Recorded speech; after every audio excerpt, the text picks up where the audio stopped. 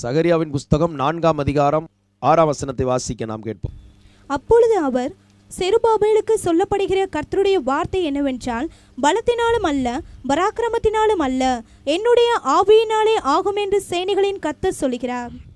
இங்கு சொல்லப்பட்டிருக்கிறது, செருபாபேலுக்கு சொல்லப்படுகிற கர்த்தருடைய வார்த்தை என்னவென்றால், பலத்தினாலும் அல்ல பராக்கிரமத்தினாலும் அல்ல, என்னுடைய ஆவினாலே ஆகும் என்று சேனைகளின் கர்த்தர் சொல்லுகிறார்.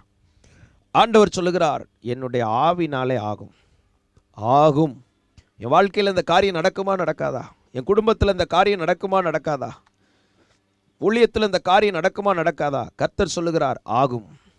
என்னுடைய ஆவினாலே ஆகும். நீ பலத்தினாலே எதிர்பார்க்கிறாய், பலத்தினால் அது நடப்பதில்லை. படிப்பு பலம், மனுஷ பலம், பணபலம், இப்படிப்பட்ட ஞான பலம், பல பலங்கள் இருக்கிறது. இந்த பலத்தினால் அது நடக்காது. பராக்கிரமம், பல செயல்கள், பராக்கிரம செயல்கள், அவைகளால் அது நடப்பதில்லை. என்னுடைய ஆவினாலே இது ஆகும் என்று கர்த்தர் சொல்கிறார். தேவனுடைய ஆவினாலே ஆகும். இன்னைக்கு ஆண்டவர் கொடுக்கிற வார்த்தை, இந்த வார்த்தையை கேட்கிற உங்களுக்கு ஆகும் என்கிற வார்த்தை. அதை கர்த்தர் நடத்தி தருவார். அது பலத்தினால் அது முடியாது, வேற எந்த விதத்திலும் முடியாது. அது ஆவியானவர் இறங்கும் போது அது நடக்கும். தேவன் தம்முடைய ஆவியை கொண்டு நடத்துவார்.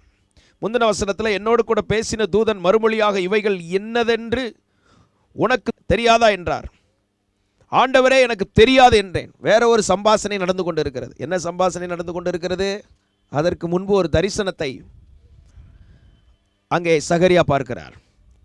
பார்த்த தரிசனம் என்ன? 2ஆம் வசனத்திலே, நீ காண்கிறது என்னவென்று கேட்டார். நீ காண்கிறது என்னவென்று கேட்டார். அதற்கு நான், இதோ முழுவதும் பொன்னினால் செய்யப்பட்ட குத்துவிளக்கை பார்க்கிறார். அதன் உச்சியில் அதன் கிண்ணமும், அந்த குத்துவிளக்கின் உச்சியிலே ஒரு கிண்ணம் இருக்கிறது. அதன் மேல் அதன் 7 அகல்களும், அதை சுற்றி 7 அகல்கள் இருக்கிறது. அதன் உச்சியில் இருக்கிற அகல்களுக்கு போகிற 7 குழாய்களும் இருக்கிறது. 7 குழாய்கள் அந்த கிண்ணத்திலிருந்து வருகிற எண்ணெயை உறிஞ்சி எடுத்து எரிவதற்கு ஏதுவாய் அது அமைக்கப்பட்டு இருக்கிறது.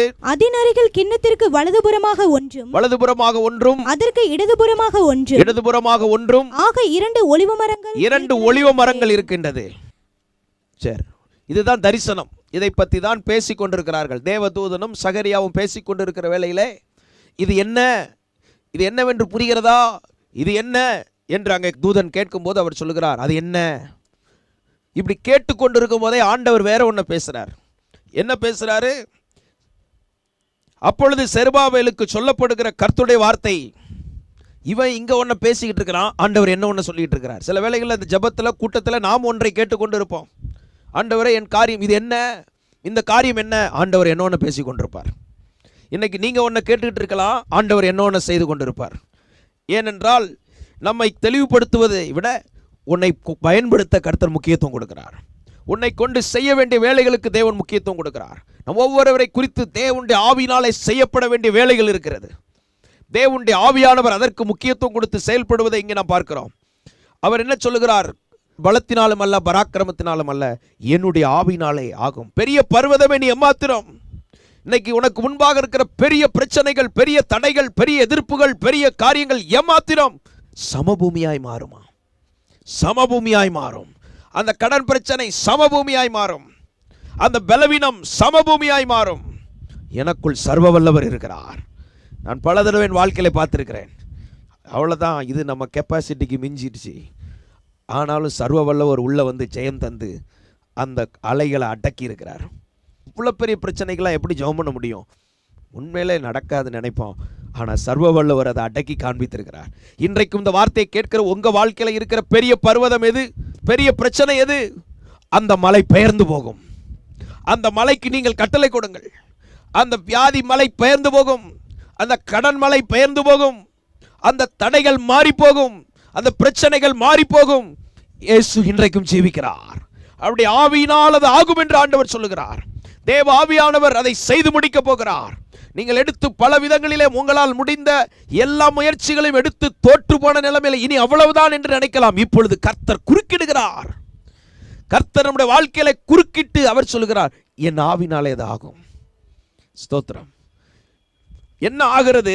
7ஆம் வசனத்திலே அழகாக சொல்லப்பட்டிருக்கிறது, பெரிய பர்வதமே நீ எம்மாத்திரமே, செருபாபேலுக்கு முன்பாக நீ சமபூமியாவாய், தலை கல்லை அவன் கொண்டு வருவான், அதற்கு கிருபை உண்டாவதாக, கிருபை உண்டாவதாக என்று ஆர்ப்பரிப்பார்கள். இங்கே தேவாலயம் கட்டுவதை குறித்து கர்த்தர் சொல்லுகிறார். தேவனுடைய ராஜ்யம் கட்டப்படுவதை குறித்து சொல்லப்பட்டிருக்கிறது. உன் வாழ்க்கை கட்டப்படுவதை குறித்து சொல்லப்பட்டிருக்கிறது. உன் குடும்பம் கட்டப்படுவதை குறித்து சொல்லப்பட்டிருக்கிறது. உன்னை கொண்டு கர்த்தர் செய்ய போகிற காரியங்களை கர்த்தர் இங்கே சொல்லுகிறார். அது கட்டப்படும். இது எப்படி கட்டப்படுகிறது என்று நாம் பார்க்கும்போது, ஆண்டவர் இந்த தேவாலயம் கட்டுகிற விஷயத்திலே கோரேசுடைய ஆவியை ஏவுகிறார். கோரேஸ் ஆவியை ஏவுகிறார். ஒரு புறஜாதி ராஜாவுடைய, இது முன்னாலே தீர்க்க தரிசனம் சொல்லியாச்சு, சொல்லி பல வருடங்களுக்கு பின்பு அது நடக்குது. நம்மை குறித்த எல்லா திட்டங்களையும் ஏற்கனவே தேவன் நிறைவேற்றி வைத்து விட்டார். நம்முடைய வாழ்க்கையிலே என்னென்ன எப்பப்ப நடக்க வேண்டும் என்பதை முன்பதாகவே தேவன் தீர்மானித்து விட்டார். நாம் அதை அறிந்து கொள்ளாததினால் ஒருவேளை அது நமக்கு புரியாததா இருக்கலாம், அது நமக்கு மறைவானதா இருக்கலாம். அதனால் தேவன் திட்டமில்லாதவர் அல்ல.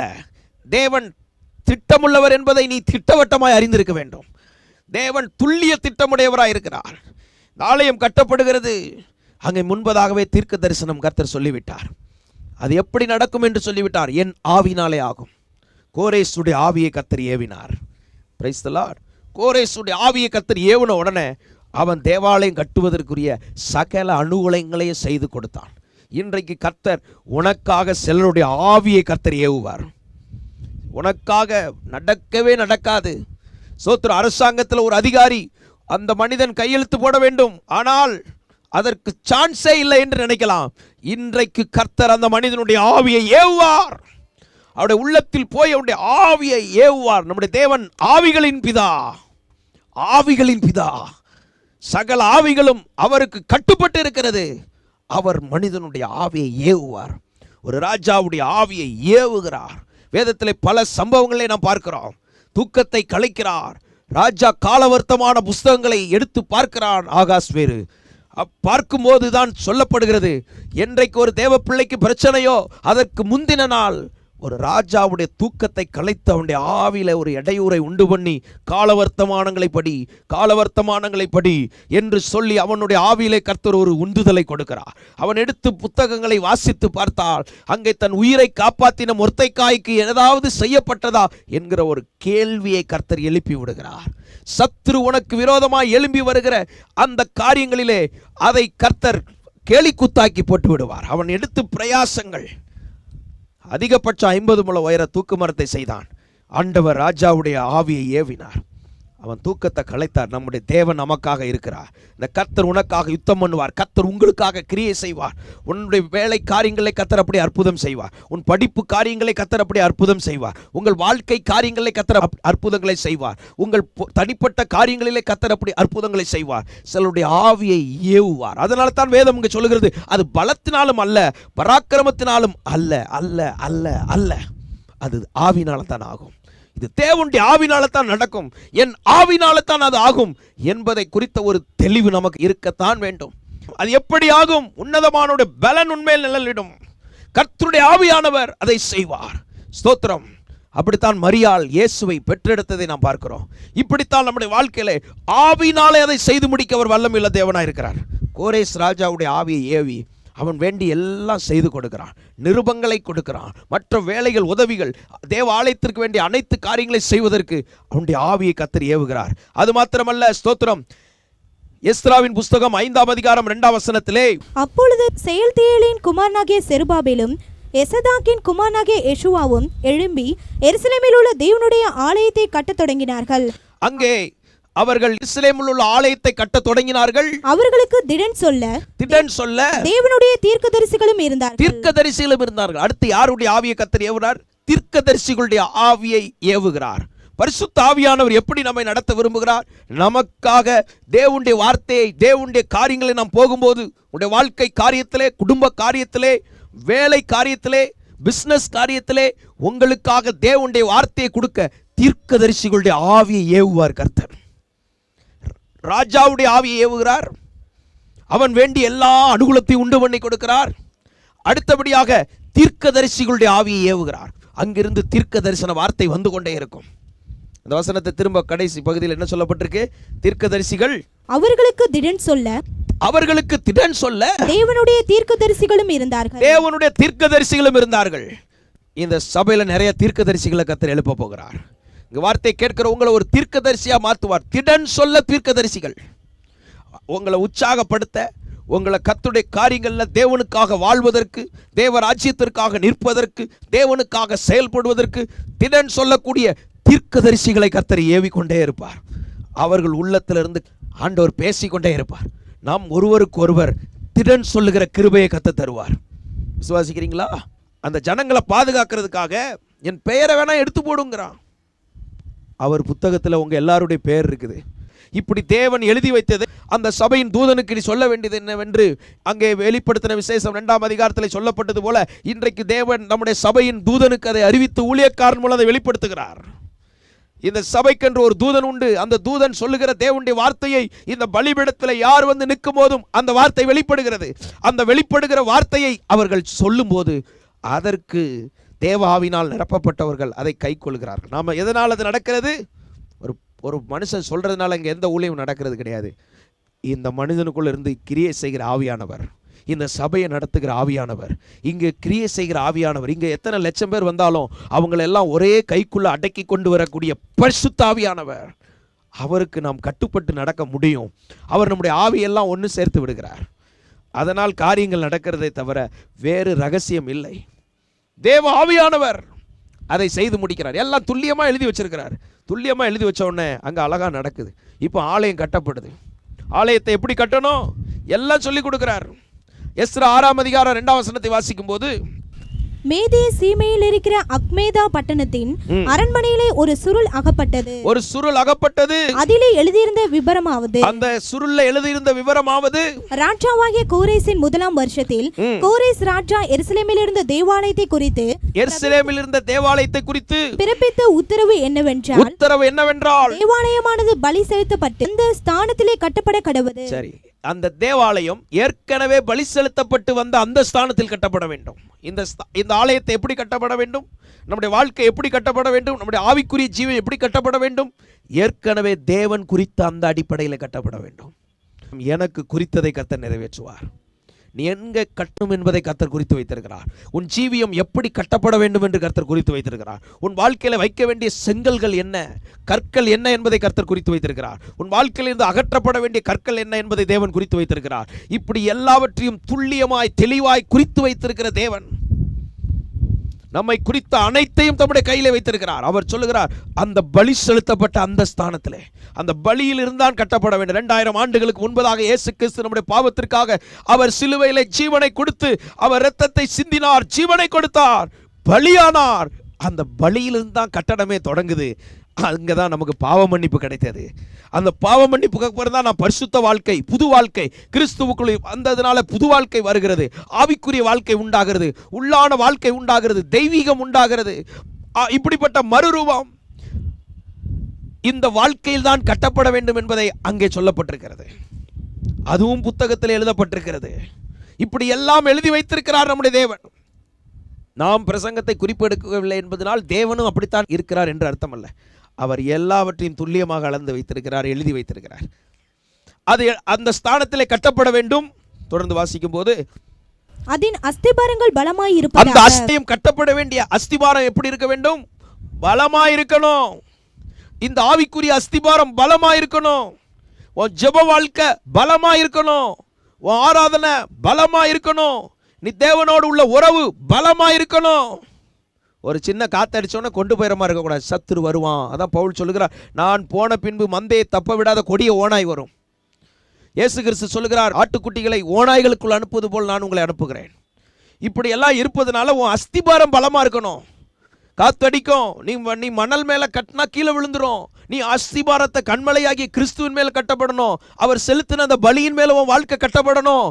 நீ உன் விருப்பத்தின்படி கட்ட முடியாது. இப்படி சரியான இடத்துல நீ கட்டப்பட வேண்டும். அது மாத்திரமல்ல, அடுத்து அது 60 முழ உயரமும் 60 முழ உயரம் 60 முழ அகலமாய் இருக்க வேண்டும். அது 3 வரிசை பெருங்கற்களாலும் 3 வரிசை பெருங்கற்களாலும் ஒரு மச்சு வரிசை புது உத்தரங்களாலும் கட்டப்படும். இங்க சொல்லி இருக்கு பாருங்க, 2 சொல்லப்பட்டிருக்கு, 1 சொல்லப்படல. உயரம் 60 முழமா, அகலம் 60 முழம். நீளத்தை சொல்லல. ஏன் நீளத்தை சொல்லல? ஆண்டவர் ஆலயம் கட்டுற இவ்வளவு அகலம் இருக்கட்டும், இவ்வளவு உயரம் இருக்கட்டும், நீளம் அது 2 கருத்தா எடுக்கலாம். அந்த ஆலயத்தை பற்றி, சாலமோன் கட்டின தேவாலயத்தை பற்றி, அது 60 முழ நீளம், 20 முழ அகலம், எவ்வளோ உயரம்? 30 முழம் உயரம்தான். ஆனால் இங்கே சொல்லப்பட்டிருக்குது, நீ திருத்த வேண்டியது இப்போ என்னன்னா, அந்த 20 முழங்கிறத 60 மாற்றணும், இந்த 30ங்கிறத 60 மாற்றணும்.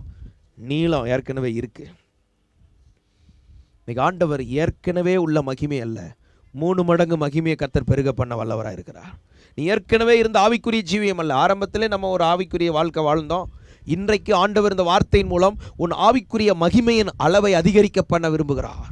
உன் ஆவிக்குரிய ஜீவியத்தின் அந்த அஸ்திபாரத்தை உறுதிப்படுத்த விரும்புகிறார். நீ தேவனை பின்பற்றுவதில் உனக்கு வைராக்கியம் இருந்தது, தேவனை பின்பற்றுவதில் உனக்கு விசுவாசம் இருந்தது, உனக்கு உறுதி இருந்தது. இன்றைக்கு கர்த்தர் மீண்டும் அதை தம்முடைய ஆவியினால் திரும்ப எடுப்பித்து அந்த அஸ்திபாரங்களை ஸ்திரப்படுத்தி உறுதிப்படுத்தி அதை பெரிய மகிமை உள்ளதாய் மாற்ற விரும்புகிறார். விசுவாசிக்கிறீங்களா? இன்னைக்கு கர்த்தர் நம்மை புதுப்பிக்கிறார்.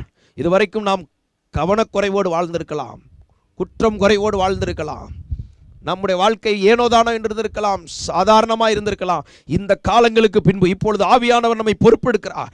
இந்த ஆவியானவர் பொறுப்பெடுக்கிறதுனாலே இப்பொழுது இதற்கு பின்பு நாம் மிகவும் உறுதி உள்ளவர்களாய் கர்த்தர் நம்மை மாற்றப் போகிறார். விசேஷித்த வாலிபர்களை கர்த்தர் எழுப்ப போகிறார். வாலிபர்களை கர்த்தர் தீர்க்கதரிசிகளாய் எழுப்ப போகிறார். ஊழியக்காரர்களாய் கர்த்தர் எழுப்ப போகிறார். தேசத்தை அசைக்கிறவர்களாய் கர்த்தர் மாற்றப் போகிறார். தேவ நாமத்திலே சபையிலே தேவ பிரசன்னத்தை சுமக்கிறவர்களாய் சிறு பிள்ளைகளையும் மற்றவர்களையும் கர்த்தர் மாற்றப் போகிறார். நீங்கள் உட்கார்ந்த உடனே அந்த கூட்டத்தில் தேவ பிரசன்னம் இறங்கும். உங்கள்கிட்ட இருந்து கர்த்தர் அந்த கிருபையை அனுப்பி கொண்டே இருப்பார். ஊழியர்கள் ஆச்சரியப்படத்தக்க இப்படிப்பட்ட அற்புதங்களை கர்த்தர் செய்ய போகிறார். உன் அஸ்திபாரத்தை உறுதிப்படுத்து, உன் அஸ்திபாரத்தை உறுதிப்படுத்து. உன் உயரத்தை கூட்ட வேண்டும் என்று கர்த்தர் சொல்லுகிறார். உன் அகலத்தை கூட்ட வேண்டும் என்று கர்த்தர் சொல்லுகிறார். அந்த அஸ்திபாரம் ஏற்கனவே போடப்பட்ட அந்த பலி செலுத்தின இடத்துல தான் இருக்கணும். இயேசு உனக்காக ஜீவனை கொடுத்தார். என் இயேசு எனக்காக மரித்ததுனால தான் நான் இன்னைக்கு பரிசுத்தத்துக்குள்ள வந்திருக்கேன். இயேசு என் பாவத்தை சுமந்ததுனால தான் நான் பாவத்திலிருந்து விடுதலை பெற்றிருக்கிறேன். இயேசு என்னை விடுதலை ஆக்கினதுனால தான் நான் இன்னைக்கு ஆசீர்வாதமாக இருக்கிறேன் என்று சொல்லி எதை செய்தாலும் தேவனுடைய மகிமைக்காக. நான் பிரயாசப்பட்டேன், நான் அதை செஞ்சேன், சாதித்தேன் என்று சொல்லி மகிமை நமக்கு எடுத்துக்கொள்வதில்ல. என் தேவன் எனக்காக ஜீவனை கொடுத்தனால இன்றைக்கு நான் வாழ்கிறேன், இன்றைக்கு நான் நிற்கிறேன். என்னமும் கர்த்தருக்காக நான் பெரிய வேலைகளை செய்ய அவர் என்னோடு இருக்கிறார்.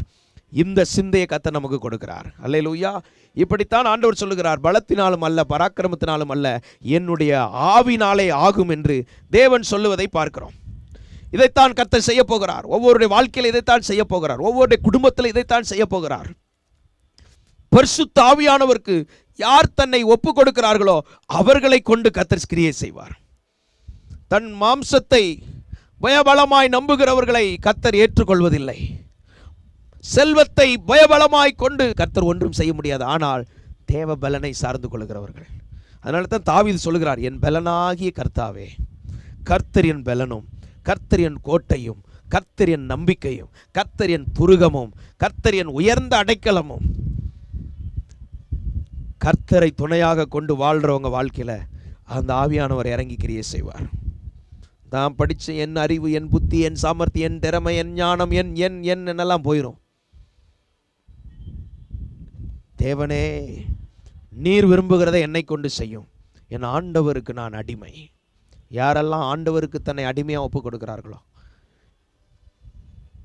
என் ஞானம் கல்வி செல்வங்கள் எல்லாம் ஒன்றுமில்லை குப்பை என்றெண்ணுகிறே, என் நீதி நியாயங்கள் அழுக்கான கந்தை என்றே உணர்ந்தேன் என் இயேசுவே. நம்ம ஞானம் அறிவு எல்லாம் ஒன்றுமில்லை ஆண்டவரே, நீர் என் கூட இருக்கிறதா, நீர் என்னோடு இருக்கிறதா விசேஷம்.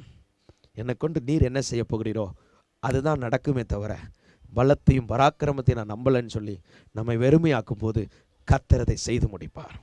என் பலத்தை நம்பினதை மன்னிங்க ஆண்டவரே, என் பராக்கிரமத்தை நம்புறதை மன்னிங்க ஆண்டவரே, என் யுக்தி சாமர்த்தியத்தெல்லாம் நம்பினதை மன்னிங்க. இப்போ நான் உண்மைதான் நம்புகிறேன் ஆண்டவரே, நீர்தான் எனக்கு அதை செய்து முடிக்கிறவர் என்று சொல்லி கர்த்தரை நம்பும்போது நம்முடைய காரியங்களிலே கர்த்தர் மகிமையானவைகளை செய்கிறார். விசுவாசிக்கிறீங்களா? இவன் இவ்வளோ நேரம் இவன் ஒன்றை கேட்குறான்.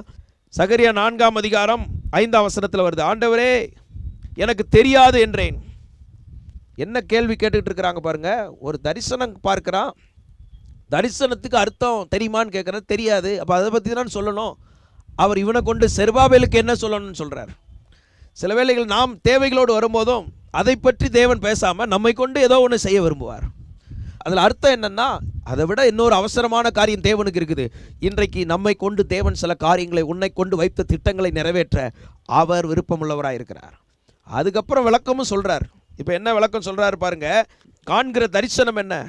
ஒரு குத்து விளக்கு இருக்குது, 7 அகல்கள் இருக்குது, அங்கே நடுவில் ஒரு கிண்ணம் இருக்குது, அந்த கிண்ணத்து வழியாக எல்லாத்துக்கும் ஒரு குழாய் இருக்குது. இதில் எண்ணெய் ஊற்றப்படணும், இந்த ஒலிவ எண்ணெய் ஊற்றப்படணும். அந்த ஒலிவ எண்ணெய் ஊற்றப்படுறதுக்கு அந்த ஒலிவ எண்ணெய் வந்தால் தான் அந்த விளக்கு 7 எரியும். அதனால் ஆண்டவர் என்ன பண்ணிட்டாரு, இந்த பக்கத்தில் ஒரு ஒலிவ மரம், அந்த பக்கத்தில் ஒரு ஒலிவ மரம். இந்த விளக்கு எரிய ஆரம்பிக்கும் போது இந்த 2 மரத்தில் உள்ள ஒலிவ எண்ணெயும் இந்த கிண்ணத்துக்கு வந்து 7 விளக்கும் எரிந்து கொண்டே இருக்கும். இந்த மரம் எதை குறிக்கிறது? 11ஆம் வசனத்தை வாசிக்கும் போது, நான் அவரை நோக்கி, குத்துவிளக்குக்கு வலதுபுறமாகவும் அதற்கு இடதுபுறமாகவும் இருக்கிற அந்த 2 ஒலிவ மரங்கள் என்னவென்று கேட்டேன். ஒலிவ மரம் என்னவென்று கேட்டேன். மறுபடியும் நான் அவரை நோக்கி, 2 பொற்குழாய்களின் வழியாக தொங்கி பொன்னிறமான எண்ணெயை தங்களிலிருந்து இறங்க பண்ணுகிறவைகளாகிய இந்த என்ன வருதா? பொன்னிறமான எண்ணெய். கர்த்தர் எப்படி என்ன ஆயில நமக்குள்ள ஊத்துறாரு? இந்த கலப்பட எண்ணெயை ஊற்ற மாட்டார். உங்களுக்குள்ளே எனக்குள்ளே எண்ணெயை ஊற்ற விரும்புகிறாரு. பொன்னிறமான எண்ணெய் அப்படின்னா என்ன? தெய்வீகமாக நம்மளை பொன் தெய்வீகத்தை குறிக்குது. நம்ம கொத்து விளக்கு பொண்ணாக இருக்கிறதுனால அதுக்கு பொன்னிற எண்ணெயை தான் ஊற்றணும். பரிசுத்தத்தை விரும்புகிறவங்களுக்கு பரிசுத்தத்தில் எண்ணெயை ஊற்றுவார். அதான் பரிசுத்தம் உள்ளவன் இன்னும் பரிசுத்தம், நீதி உள்ளவன் இன்னும் நீதி செய்யட்டும். பொன் தெய்வீகத்தில் மாற விரும்புகிறவன் இன்னும் தெய்வீகமாக கத்த நம்மளை மாற்றிக்கிட்டு இருப்பார். அதைத்தான் யோபு சொல்லுகிறார். அவர் என்னை சோதித்த பின்பு சுத்த பொண்ணாக மாறுவேன். என்ன பொண்ணாக மாற்ற போகிறாரு? சோதனை வந்ததுக்கப்புறம் சுத்த பொன். இப்போ என்ன ஆயில் வருது? உள்ள பொன்னிறமான ஒரு எண்ணெய் உள்ள வருது. வாழ்க்கைக்குள்ளே அந்த தெய்வீக அபிஷேகத்தை கத்தர் கொடுப்பார். அந்த பரலோக அபிஷேகம் வந்து இறங்கும். இவன் பொண்ணா மாறினதுக்கப்புறம் பொன்னிற எண்ணெய் மட்டுமல்ல, யோபு கடைசி அதிகாரத்தில் வருது, இவனுக்கு அறிமுகமானவர்கள் எல்லாரும் வந்து என்ன கொடுத்தாங்களாம்? ஆளுக்கு ஒரு பொன் ஆபரணங்களையும். யோபு 42:11. அப்பொழுது அவனுடைய எல்லா சகோதரரும் சகோதரிகளும் முன் அவனுக்கு அறிமுகமான அனைவரும் அவனிடத்தில் வந்து அவன் வீட்டிலே அவனோடு போஜனம் பண்ணி கர்த்தர் அவன் மேல் வரப்பண்ணின சகல தீங்கி நிமித்தமும் அவனுக்காக அங்கலாய்த்து அவனுக்கு ஆறுதல் சொல்லி அவரவர் ஒவ்வொரு தங்க காசையும் அவரவர் ஒவ்வொரு பொன் ஆபரணத்தையும் அவனுக்கு கொடுத்தார்கள். அல்லேலூயா. நீ சோதிக்கப்பட்டு பொண்ணா மாறிட்டா உனக்கு வர்றதும் பொண்ணா தான் வரும். நீங்களும் நானும் பொண்ணா மாற சோதனைகளும் பாடுகளும் வந்து சில சூழ்நிலைமைகளை கர்த்தர் நம்ம வாழ்க்கையில் அனுமதிக்க பொண்ணா மாறும்போது பொன்னிறமான அபிஷேகத்தை நம்ம மேலே கர்த்தர் ஊற்றுவார். பொன்னிறமான எண்ணெயை ஊற்றுவார். அது மாத்திரமல்ல, என்ன தங்க காசு? ஒவ்வொரு பொன் ஆபரணம் 5 சவரன் 10 சவரன் ஒவ்வொருவரும் வந்து கொடுப்பாங்க. இப்போ புரியுதா? இப்போ யோபு வீடு தங்க காசுகளால் நிரம்பி இருக்கு, தங்க ஆபரணங்களால் நிறைந்திருக்கிறது. இப்படித்தான் கர்த்தர் ஆசீர்வதிப்பார், சபையை ஆசீர்வதிப்பார், உன்னை ஆசீர்வதிப்பார், உங்கள் வீட்டை ஆசீர்வதிப்பார், நம்முடைய பிள்ளைகள் எதிர்காலம் சந்ததியை கர்த்தர் ஆசீர்வதிப்பார். ஆண்டவருக்கு மகிமை உண்டாகட்டும். இந்த பொன் குத்து விளக்குக்கு பொன்னிறமான எண்ணெய் வந்து கொண்டிருக்கு பார்த்தீங்களா? நம்ம வீட்டுக்கு வர்றதெல்லாம் இப்போ என்னவா வரும்? பொன்னிறமான தெய்வீகம், பரலோக மகிமை உங்கள் வீட்டில் பார்ப்பீங்க. தூதர்கள் நடக்கிறத பார்ப்பீங்க. தூதர்கள் உங்கள் வீட்டில் நடமாடும் போது உங்களுக்கு என்ன தோணும்? ஒரு கடும் தைரியம் இருக்கும். தேவ தூதர்கள் என்னோடு இருக்கிறாங்க. இந்த தைரியத்தை கர்த்தர் உங்களுக்கு தருவார்.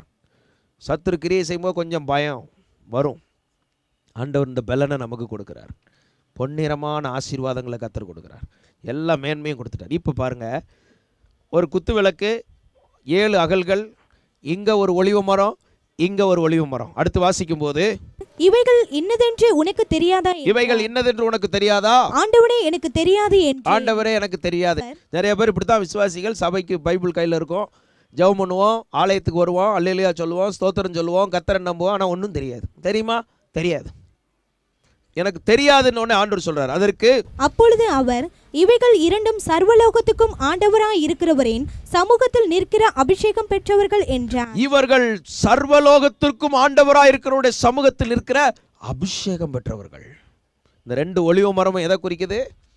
அபிஷேகத்தை குறிக்குது. உங்களுக்கு வலது பக்கத்திலையும் இடது பக்கத்திலையும் ஒரு அபிஷேகத்தை கர்த்தர் நிப்பாட்டி வச்சிருக்கிறார். அல்லேலூயா சொல்லுங்க. நீ எப்பெல்லாம் கர்த்தருக்காக எரிய விரும்புறியோ, நீ எவ்வளோ எரிஞ்சு பிரகாசிக்க விரும்புறியோ, 7 அகல்களுக்கும் 7 மடங்கு பிரகாசிக்கிறதுக்கு ஏதுவான அபிஷேகத்தை கர்த்தர் நம்ம பக்கத்தில் வச்சிருக்கிறார். அதான் பலிபீடத்தில் ஊழியக்காரங்க வந்து நிற்கும்போது அந்த ஒலிவ மரத்தில் உள்ள அபிஷேகம் அப்படியே கிண்ணத்துக்கு வந்து கிண்ணத்திலிருந்து அந்த குழாய்கள் வழியாக அந்த 7 அகல்களும் பிரகாசிக்கிறது. வெளியில் போயிட்டோம்னா ஒரு ஆளாக மாறிடுவோம். பலிபீடத்தில் போனோடனே 7 பேரை தெய்வீகமாக மாறிட்டோம்னா அந்த எண்ணெய் வந்துக்கிட்டே இருக்கும். உன் வாழ்க்கை ஜொலிக்கிறதாய் கர்த்தர் மாற்றப் போகிறார். அபிஷேகத்தினால் நிரப்பப்பட போகிறார். உனக்குள்ள அந்த பொன்னிறமான எண்ணெய் வந்து கொண்டே இருக்கும். அந்த தேவனுடைய அபிஷேகம் வந்துக்கிட்டே இருக்கும். தேவ வார்த்தை வந்து கொண்டே இருக்கும். தேவ கிருபை வந்து கொண்டே இருக்கும். இதனால் நீங்கள் ஓங்கி பிரகாசிப்பீங்க. நம்ம எல்லாரும் ஜெபம் பண்ணுவோமா? எல்லாரும் கர்த்தரை நோக்கி பார்ப்போம். என்னை அபிஷேகமே. நீ இன்னைக்கு நினைச்சு நீ வந்திருக்கலாம், இந்த விளக்கு அணைந்து போய்விடுமோ? தீர்க்க தரிசனமாக கர்த்தர் சொல்றாரு, உன்னை திடப்படுத்த தீர்க்க தரிசன வார்த்தை. இந்த விளக்கு அணைஞ்சு போயிருமோ நினைக்கிற கர்த்தர் சொல்றாரு, இந்த கிண்ணத்துல ஒலிவ எண்ணெய் பொன்னிற எண்ணெய் உள்ள வர்றதுனால 7 அகல்களாய் அது பிரகாசிக்க போகிறது. இதுவரைக்கும் நீ ஒரு அகலை போல நீ ஜொலித்தாய். உன் விளக்கு அணையாம கர்த்தர் காப்பாத்தினார். உன் எதிர்காலம் எப்படி இருக்க போகிறது என்றால் 7 அகல்கள் எரியக்கூடிய அளவில் 7 மடங்கு பிரகாசமாய் கர்த்தர் உன்னை பயன்படுத்த போகிறார். இது எப்படி ஆகும்? இது பலத்தினாலும் அல்ல, இது பராக்கிரமத்தினாலும் அல்ல, இது தேவனுடைய ஆவினாலே ஆகும். தங்க ஆபரணங்கள் உனக்கு கொடுக்கப்படும். பரலோகம் கொடுக்கிற தெய்வீகத்தினால் நீ அலங்கரிக்கப்படுவாய். பரிசுத்தவான்கள் மத்தியில் இந்த சபை கனப்படுத்தப்படும். பரிசுத்தவான்கள் மத்தியிலே ஒரு தெய்வீக அங்கீகாரத்தை கர்த்தர் கொடுப்பார். உன்னை பொன்னிறமாய் கர்த்தர் மாற்றுகிறார். பொன்னிறமாய் மாற்றுகிறார். அவர் உன்னை சோதித்தார், இப்பொழுது நீ சுத்த பொன்னாய் மாறுகிறாய். இந்த வார்த்தைகளை கேட்ட ஒவ்வொருவரையும் ஆசீர்வதியும். ஒவ்வொருவருக்கும் இந்த பலனையும் கிருபையும் தருவதற்காய் நன்றி. உம்முடைய ஆவினாலே ஆகும் ஆகும் ஆகும் என்ற வார்த்தைக்காய் ஸ்தோத்திரம். அல்லேலூயா. உடைய வாழ்க்கையிலே, குடும்பத்திலே, தனிப்பட்ட காரியங்களிலே, வேலை காரியங்களிலே, என்ன காரியங்களோடு உடைய பிள்ளைகள் இந்த வார்த்தைகளை கேட்டார்களோ அவர்களுக்குள் நீர் உடைய ஆவினாலே செயல்பட தொடங்குவதற்காய் நன்றி. பரலோகத்தின் ஒத்தாசை அனுப்புவதற்காய் நன்றி. பொன்னிற எண்ணெய் தெய்வீக உதவிகள் கிடைக்கப்படுவதற்காய் நன்றி. மனுஷன் உதவி எல்லாம் உனக்கு நின்று விட்டது, தேவன் உதவி செய்கிறார். அந்த வார்த்தையின்படி நீ செயல்படுவதற்காய் ஸ்தோத்திரம். எல்லா மகிமை உமக்கு செலுத்துகிறோம். மகிமைப்படும் உமக்கே மகிமை, இயேசுவின் நாமத்தில் பிதாவே. Rock City AG Church service timing Sunday morning 5 a.m., 7 a.m., 9 a.m. and 11 a.m. Evening 6:30 p.m. Branch Church AG Blessing Center Sunday morning service 9 a.m. near Ariyamangalam EB Office Street, Thidir Nagar Road. Our address AM Plaza, number 8/1, second floor, opposite Sidambaram Mahan, Trichy 620002. Cell phone 9976607364.